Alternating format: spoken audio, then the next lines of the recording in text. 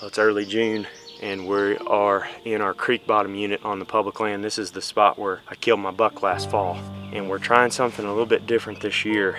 Been reading up and doing a lot of podcasts here lately with guys that hunt public land and hunt a lot of beds in October. This year I'm trying to hunt some specific bucks, and I'm trying to find their bedding areas, and more specifically their primary beds. Ray's standing right on the edge.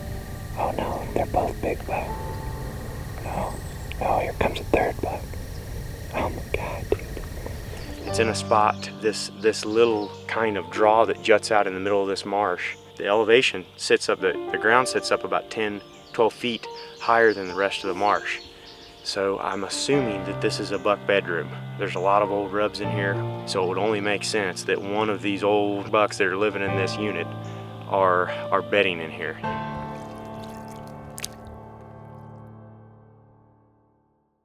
Midwest Whitetail is brought to you by Hoyt Archery, Fuse Accessories, Realtree, Muddy Outdoors, Cabela's, Rocket Broadheads, Scott Archery, Frigid Forage, Trophy Rock, Easton Arrows, RTP Outdoors, Non-Typical Wildlife Solutions, Deer Grow, Ozonics, Wilderness Athlete, Grizzly Coolers, Redneck Hunting Blinds, and Nikon. We're headed back in today where we were on those bucks back on the 7th and the 8th of October. I think it's October 12th, it's a Wednesday. We just had a cold front come in this morning.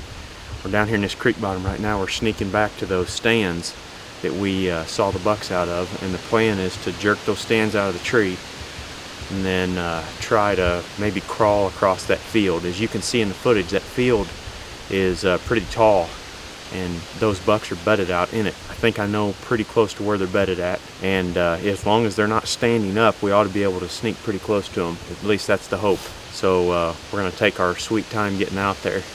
We're going to be within 80 to 100 yards of these bucks in their beds, so at any point if one of them decides to stand up and scratch or stretch or whatever, we're going to be in the wide open. It's going to be really risky, but we don't have any other choice to get in there and kill these deer. I don't want to just sit over there from 400 yards away and watch them all year, so we're going to try to go in there and move those stands to a good spot. The only trees that I saw out there that would work are really small, but they're in the right spot. All the trails leading out of those bedding areas where those bucks were at the other day lead down past these two trees, so we're not going to waste any more time. We're going to get up there and pull these stands down and try to crawl across this field without getting spotted by these bucks.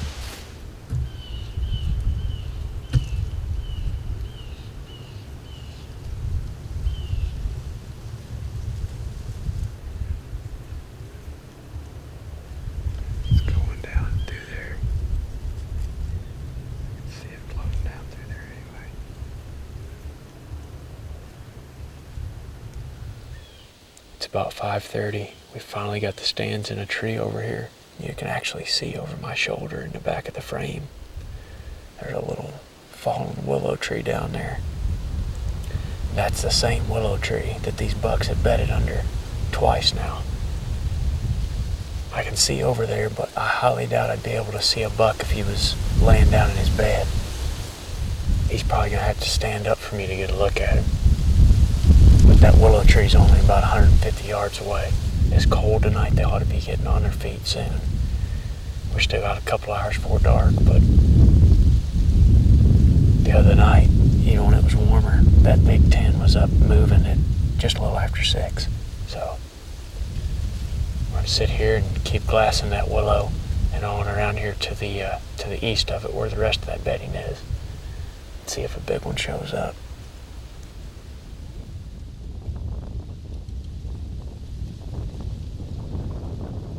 Just stood up. Oh yeah, it's the big 6x7. See it? Yeah. There's two of them. They're running up. It's that 10. It's that heavy 10. He's on the northwest side of it, right? Just east of it, straight east of it. Giants.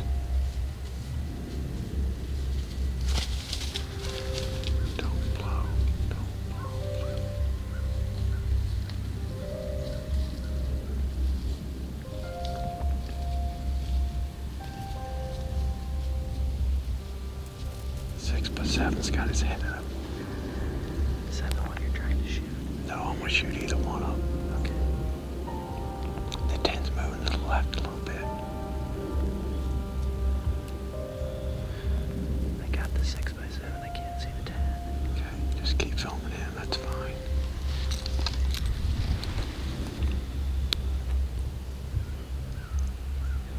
Dan's got his head up.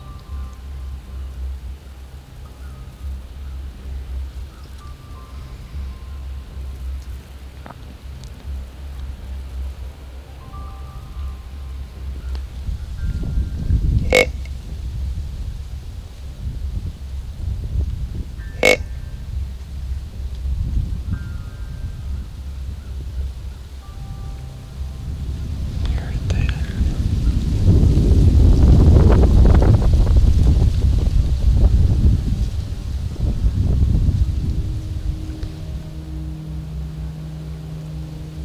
Walking dead away. It's walking like straight to the north though. Okay.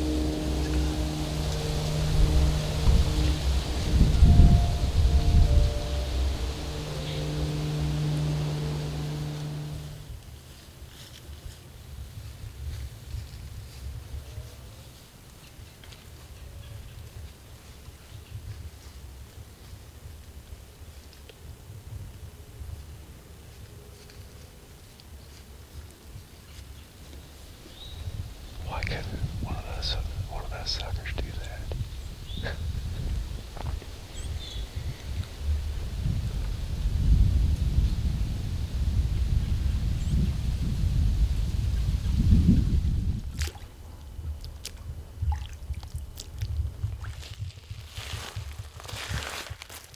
Well, Corey and I just got back up here to the car. It's about 9 o'clock right now.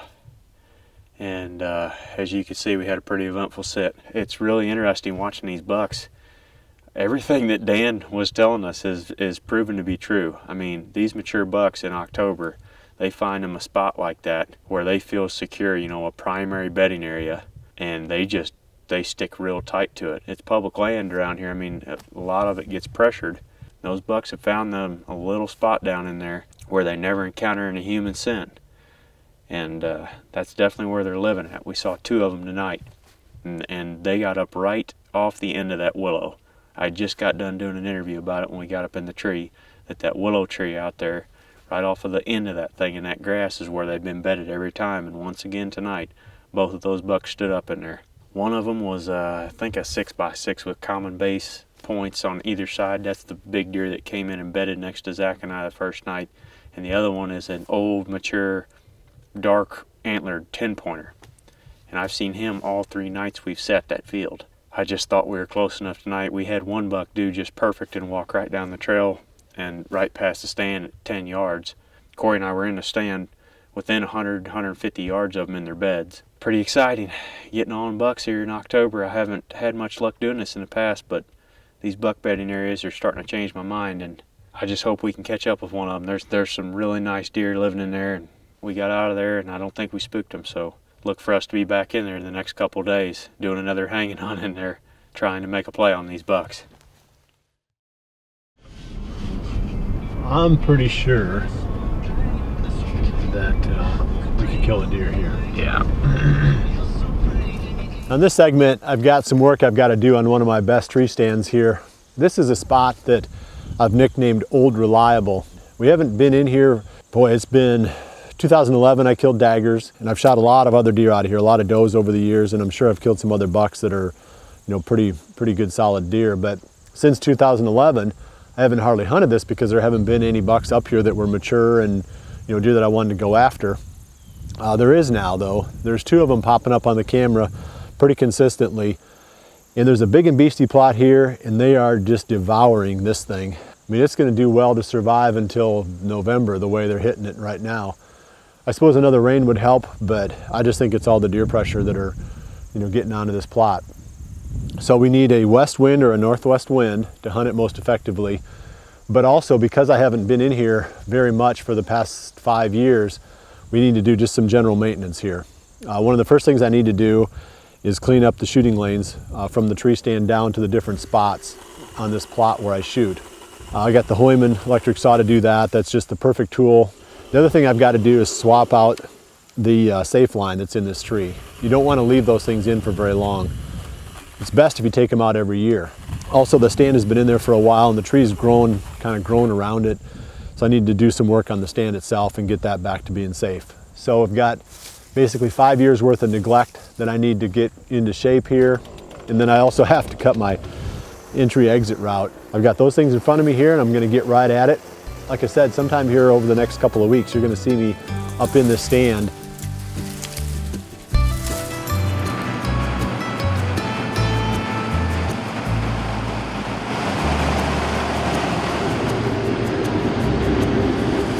If you've got a cornfield on your farm, the best time to hunt that is the day that the farmer picks it or the few days that follow.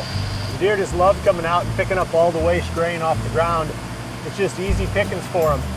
So we've got a little plan this year. I've got some of these redneck blinds on trailers.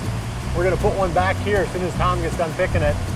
And that's gonna be a spot where I think, there's some hope that that buck that I'm hunting, nicknamed Skinny, might come out. So we're hoping that maybe with the corn being picked, he might pop up on top here in daylight once or twice here over the next few days. Interestingly enough, Lefty did show up last night on the muddy trail camera that we had in the time-lapse mode. He popped in there at just after 7 o'clock, so right on the fringe of legal shooting time last night.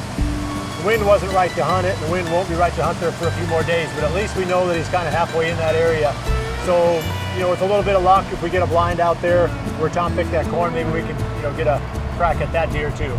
So that's the plan here for the next half an hour or so, is to get these blinds situated and try to take advantage of these feeding patterns of these deer right after the corn comes out.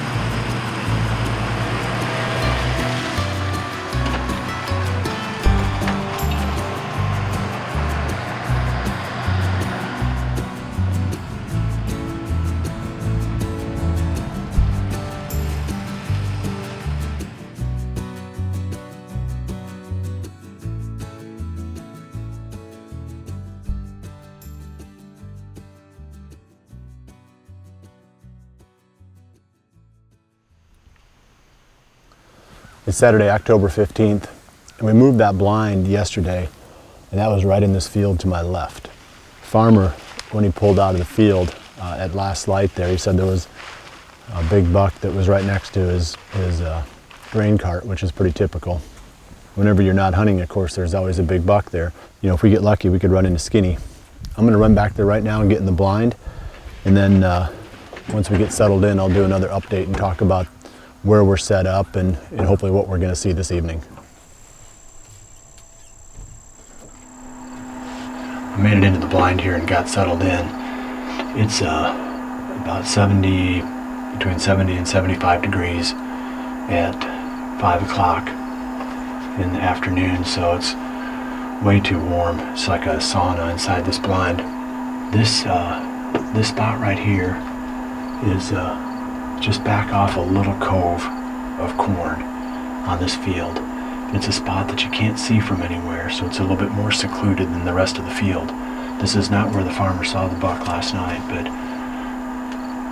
they can be anywhere. They can be, someplace one night and someplace else the next, so it's not like they're going to be programmed like that. I'm sure the deer are going to come out even though it's hot. They just love these fresh picked cornfields, so I'm looking forward to seeing some action.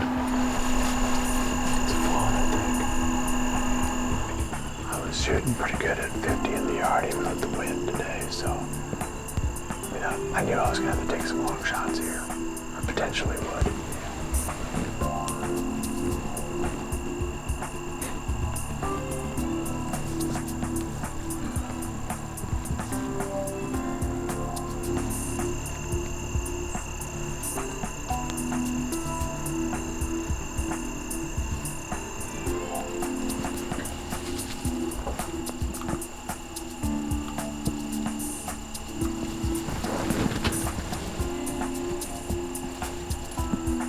Stops decent, I'm gonna go ahead.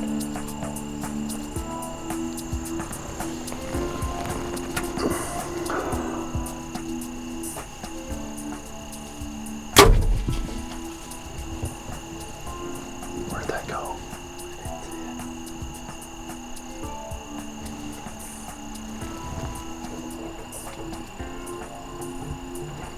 That's weird. I've got about an hour left this evening, and so far I've had 2 does go across in front of the blind. But before I let you go, I want to remind you of a couple of things. First one is that we're doing these daily video blogs throughout the whole week. So just keep checking back to Midwest Whitetail. We've got the Public Land blog, we've got Greg Clement's blog, and we've got Jared Mills and Mike Reed have a blog, and then my own. And every time I go out and hunt or do anything that's related to deer hunting, we try to create some kind of a video blog and post it on the Winkies blog. Also, don't forget about the Chasing November series. If you haven't watched that yet, please take a look at that. We're really proud of that series. Greg did a great job with that. You can either go to the chasingnovember.com website and watch it there. You can watch it on Roku, Apple TV, or Amazon Fire, or you can watch it on our YouTube channel, which is the Midwest Whitetail YouTube channel. So there's plenty of options there. Hopefully you can enjoy that. Last but not least, also don't forget about the Whitetail Watch website. There's a lot of activity on there starting to fire up. You can see activity reports from all over the country, which is a lot of fun. Well, that's it for this week. Thanks for joining me. I'll see you right back here again next week for the next episode of Midwest Whitetail. And remember to always dream big.